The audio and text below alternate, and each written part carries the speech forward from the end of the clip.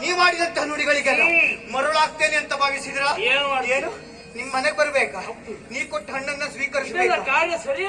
ಹಾಳಾದ ಹಣ್ಣನ್ನು ಮಾರುವುದಕ್ಕೆ ಏನೆಲ್ಲ ಆಲೋಚನೆ ಮಾಡ್ತಿರೋ ಈಗ ಬಂದದ್ದು ಅದಕ್ಕೆ ಅಲ್ವಾ?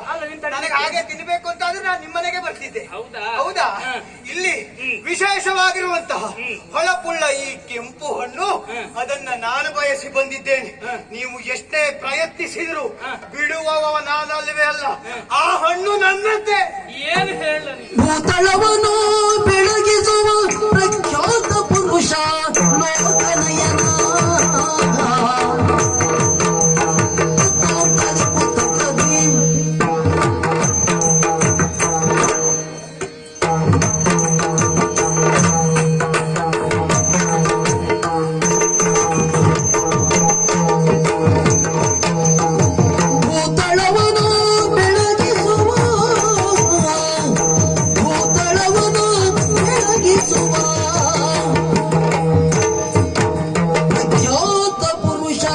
ಲೋಕನಯನ ಪ್ರಖ್ಯಾತ ಪುರುಷ ಲೋಕನಯನ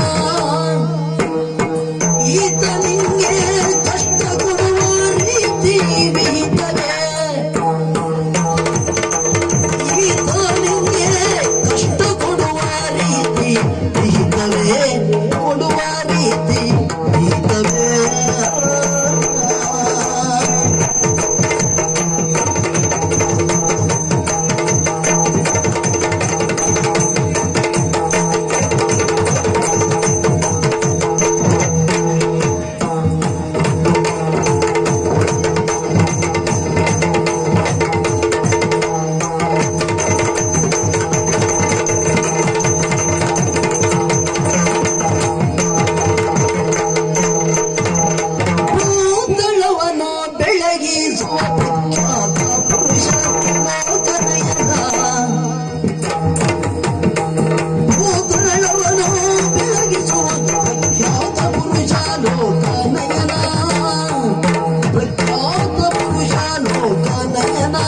ಈತ ನಿಂಗೆ ಕಷ್ಟ ಕೊಡುವ ರೀತಿ ವಿಹಿತವೇ.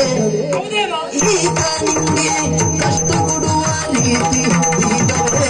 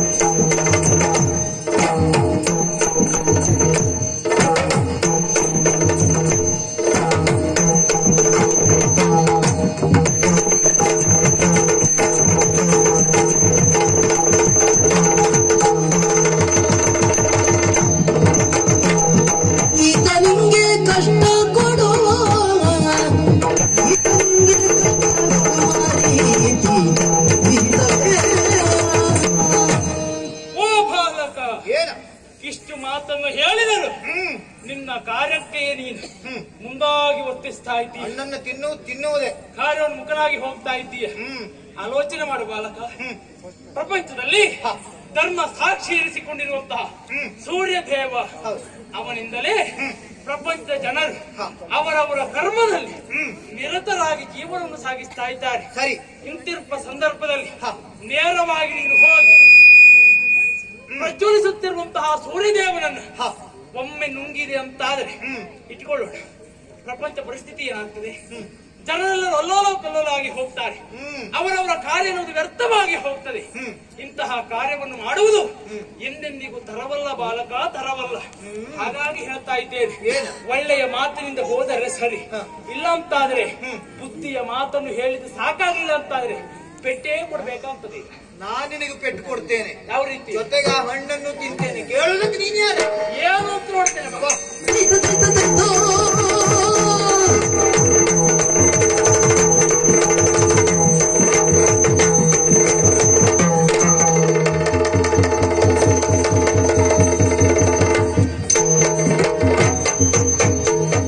ಎಷ್ಟು ಸಾರಿ ಸಾರಿ ಹೇಳಿದರು ಬಾಲಕ ಉದ್ದಟತನದಿಂದ ವರ್ತಿಸಿದ.